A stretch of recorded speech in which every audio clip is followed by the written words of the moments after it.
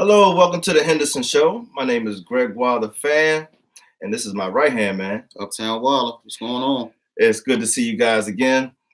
We're here to recap the Washington Wizards versus the LA Clippers game tonight. We had our last game in the 5-game homestand. The Clippers coming in at 11-5. We're coming in at 5-11. So definitely want to get a big win against a good team today. Gallinari's coming back today from a 1-game absence. The Clippers pulled off a 15-point comeback against the Atlanta Hawks yesterday. So riding high off a comeback. They got one of their top scorers back. We know it's going to be a tough game, right? And this game is taking on kind of a life of its own. The Wizards have been in the news today for all the wrong reasons. I mean, everybody and their mother is talking about the Wizards. Apparently, there was a physical altercation or verbal altercation at practice.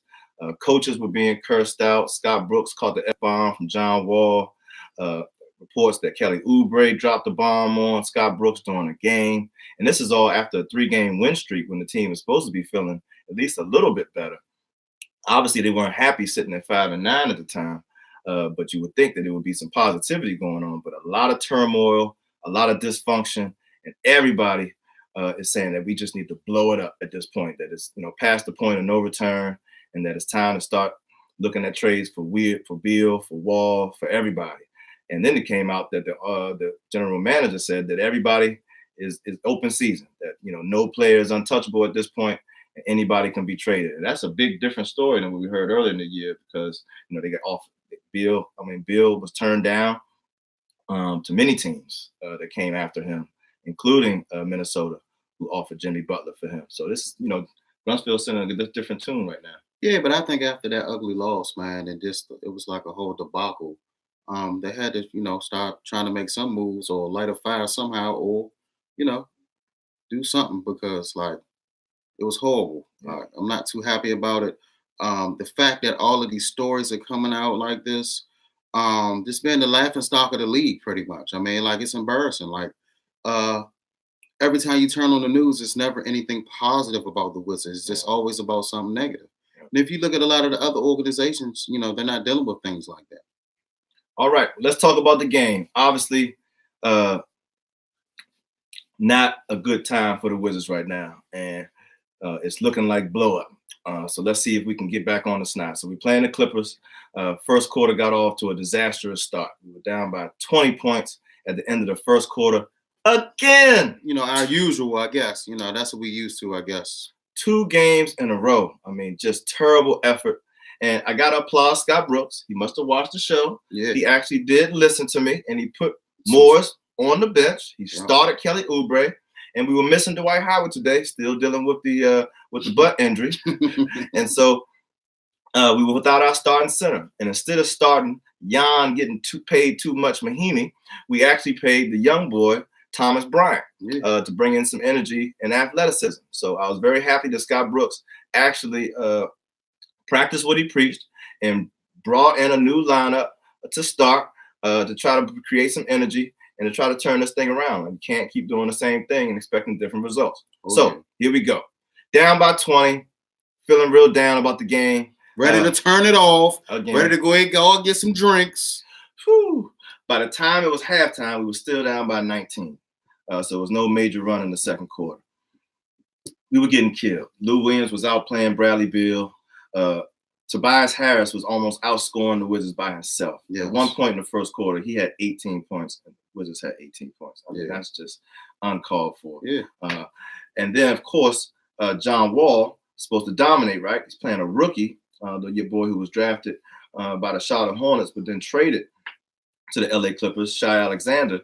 He was out playing Wall in the first half. I mean, getting balled on by a rookie after all of this bad press. You would think you would come out, ready to prove something. So first half a wash, down by 19. I mean, he missed a lot of shots, man. A lot of shots tonight.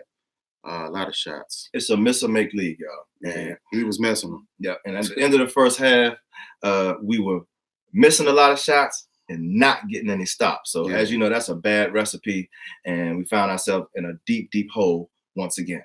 But then the second half came around, And I was pleasantly surprised. We made a hell of a run in the second half. We kind of gradually just kept chopping that lead down.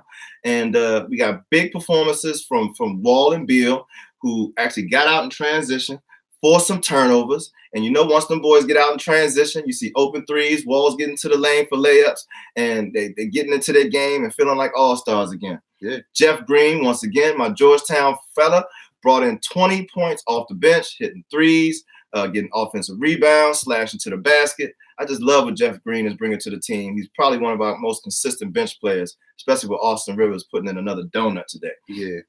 But the one player that we have to mention that was really responsible for bringing this game back, if you watch the game, you know what I'm talking about. It was Thomas Satoransky. Shout out to you, Thomas. That boy was balling. Baller, man. You got some heart, homie. I love it, man. Look, I often criticize him for not being aggressive, but today he was. He played about 24 minutes, but he poured in 13 points. This is your point guard. 7 rebounds from the point guard position. 3 assists. Knew he was going to get that, but he also got 3 steals. Yeah. So he actually started the break with some of those steals, creating those turnovers, which created points on the other end for us. We scored 20 points off of LA Clippers turnovers. So that was a big reason why we were able to make the comeback and finally make a big push towards the fourth quarter. Yeah, 19 turnovers. So the game was close in the end, but the Wizards pulled it out. Wall and Beal came through big time down the stretch. Wall poured in 30 points. Beal poured in 27, 57 combined. And the best thing about it was they got to the free throw line, y'all.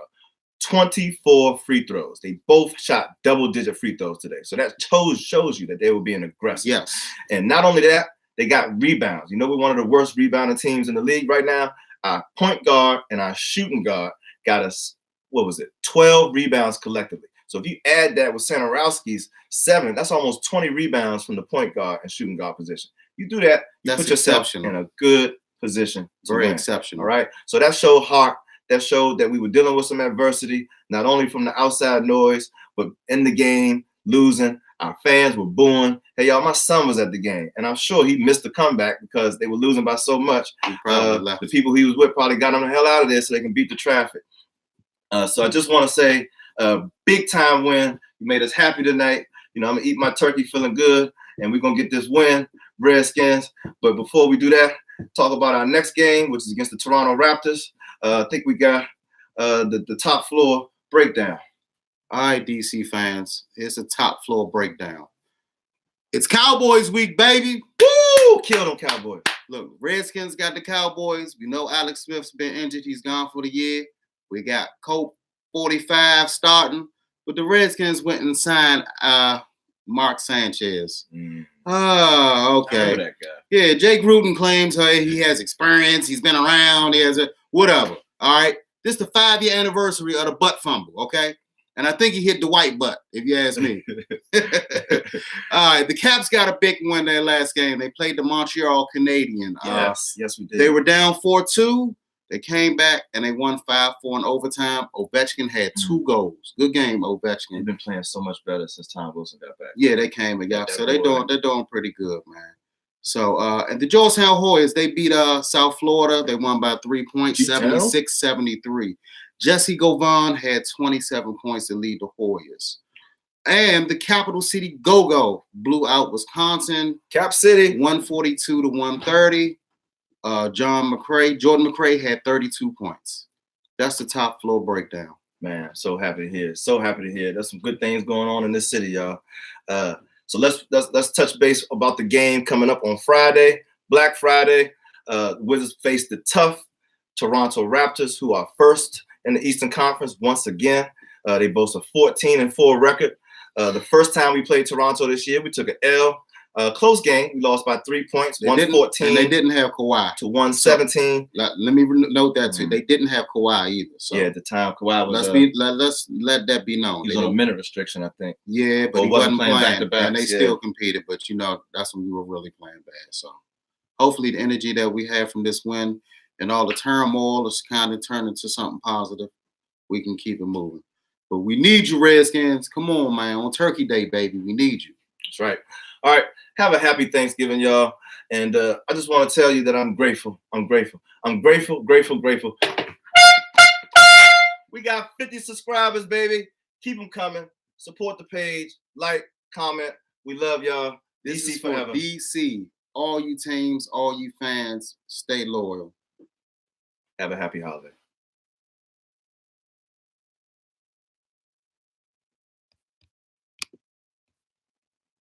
Come on.